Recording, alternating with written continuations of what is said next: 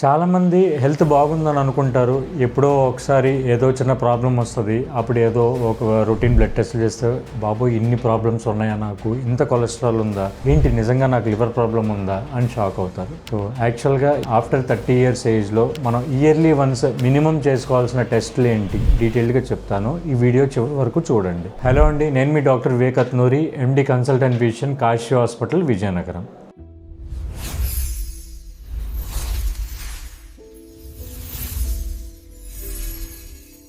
So first and basic important test complete blood picture with ESR అని అంటామండి. ESR is very very important test. మన ఒంట్లో దీర్ఘకాలికమైన జబ్బులు, గుండెకి సంబంధించింది కానీ, ఎముకలకు సంబంధించింది కానీ, ఊపిరితిత్తు ఏ జబ్బు అయినా సరే, ఎప్పటి నుంచో ఉన్న జబ్బు అయితే ఈఎస్ఆర్ అనే వెరీ వెరీ ఇంపార్టెంట్ టెస్ట్తో చెప్పొచ్చు. అండ్ దాంతోపాటు సిబిపి కంప్లీట్ బ్లడ్ పిక్చర్, మీ రక్తం ఎంత ఉంది, మీ ఇమ్యూనిటీ సెల్స్, తెల్ల రక్త కణాలు డబ్ల్యూబీసీ ఎలా ఉన్నాయి, అండ్ మీ ప్లేట్లెట్స్ ఇవి ఎలా ఉన్నాయి. సిబిపి అండ్ ఈఎస్ఆర్ మనకి ఒంట్లో చాలా జబ్బుల గురించి చెప్తాయండి. So these are the basic and very important test yearly once చేసుకోవడానికి.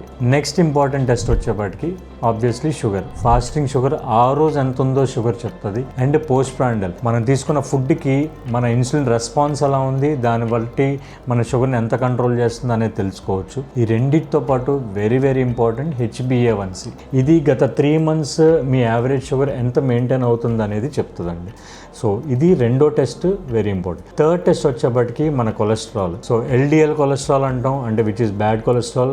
ఎప్పుడైతే మనకు బాగా పెరిగిద్దో మన హార్ట్ రిస్క్ పెరుగుతుంది. అది బ్రెయిన్ స్ట్రోక్స్ కానీ, హార్ట్ స్ట్రోక్స్ కానీ వీటి వల్ల రావచ్చు. సో అదే ఐడెంటిఫై చేయొచ్చు, ప్రివెంట్ చేయొచ్చు. రెండోది HDL, మన ఒంట్లో ఉండే గుడ్ కొలెస్ట్రాల్. ఒకవేళ తక్కువ ఉంటే అది పెంచడానికి న్యాచురల్గా ఏ ఫుడ్స్లో పెంచవచ్చు, అది కూడా మనం ముందులో ఐడెంటిఫై చేసుకుంటే. నెక్స్ట్ ట్రైగ్లిజరైడ్స్, మన ఒంట్లో మెటబాలిజం. మెటబాలిజం హైపర్ మెటబాలిక్ స్టేట్లో ఉండకూడదు, అండర్ మెటబాలిక్ స్టేట్లో ఉండకూడదు. ఒక హోమియోస్టాటిక్ పద్ధతిలో మన మెటబాలిజం జరగాలి. ఎప్పుడైనా మెటబాలిజంలో ఇబ్బంది ఉంటే మన ట్రైగ్లిజరైడ్స్లో సుమారుగా అర్థం చేసుకో. ట్రైగ్లిజరైడ్స్ బాగా పెరిగితే మన మెటబాలిజంలో నిజంగా ప్రాబ్లం ఉందని ముందు జాగ్రత్తగా ఐడెంటిఫై చేయొచ్చు. సో ఇది third set of very important test. So ఫస్ట్ది CBP-ESR, సెకండ్ది మన షుగర్కి సంబంధించిన టెస్టులు, థర్డ్ది మన ఒంట్లో కొలెస్ట్రాల్ సంబంధించిన టెస్ట్. నెక్స్ట్ ఫోర్త్ ఇంపార్టెంట్ లివర్కి సంబంధించిన టెస్ట్ LFT అని అంటాం, అంటే లివర్ ఫంక్షన్ టెస్ట్.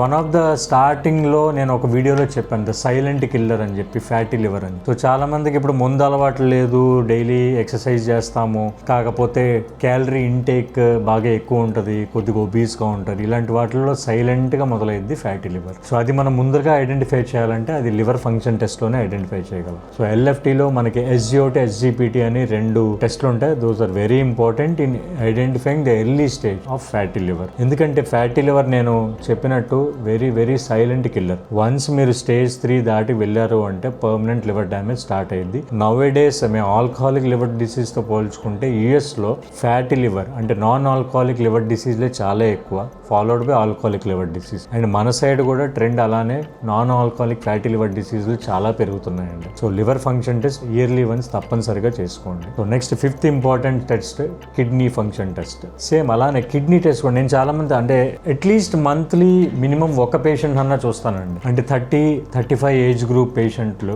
ఏదో రొటీన్గా చెక్ చేసుకున్నప్పుడు బీపీ ఏదో కొద్దిగా ఎక్కువ ఉందని ఐడెంటిఫై అయ్యింది. ఎక్కడో లోకల్గా RMP డాక్టర్ చూడటమో, కాంపౌండర్ చూడటమో, బీపీ చూస్తే 160-100 ఉంది అని. దాని తర్వాత మన దగ్గరికి వస్తే సరే అది ఆల్రెడీ బీపీ టాబ్లెట్లు వాడడం మొదలెడితే బీపీ కంట్రోల్లో ఉంది, మన దగ్గరికి వస్తారు. అసలు ఈ వయసులో బీపీ ఎందుకు ఉందని చెప్పి రొటీన్ టెస్టులు చేయిస్తే వాడి క్రియాటినిన్ 4.3 వచ్చిందని రీసెంట్ 2 weeks బ్యాకే చూశాను. ఇక్కడ గమ్మత్తు ఏంటంటే వాడి ఫ్యామిలీలో ఆల్రెడీ ఒకరికి కిడ్నీ ప్రాబ్లం ఉంది, దానివల్ల కిడ్నీ ట్రాన్స్ప్లాంటేషన్ వరకు వెళ్ళారు, చనిపోవడం కూడా జరిగింది. సో కొన్ని సార్లు యంగ్ పేషెంట్స్లో బీపీ ఎందుకు వచ్చిందని one of the most important కారణం కిడ్నీ ప్రాబ్లం అండి. సో 30 years ఏజ్ దాటిన తర్వాత yearly once kidney function test చేసుకోండి. క్రియాటినిన్ ఇప్పుడు 2కి వెళ్ళిన వెంటనే మనకేం సిమ్టమ్స్ రావు. 3-4కి వెళ్ళే వరకు మనకు మేజర్ సిమ్టమ్స్ ఏమీ ఉండవు.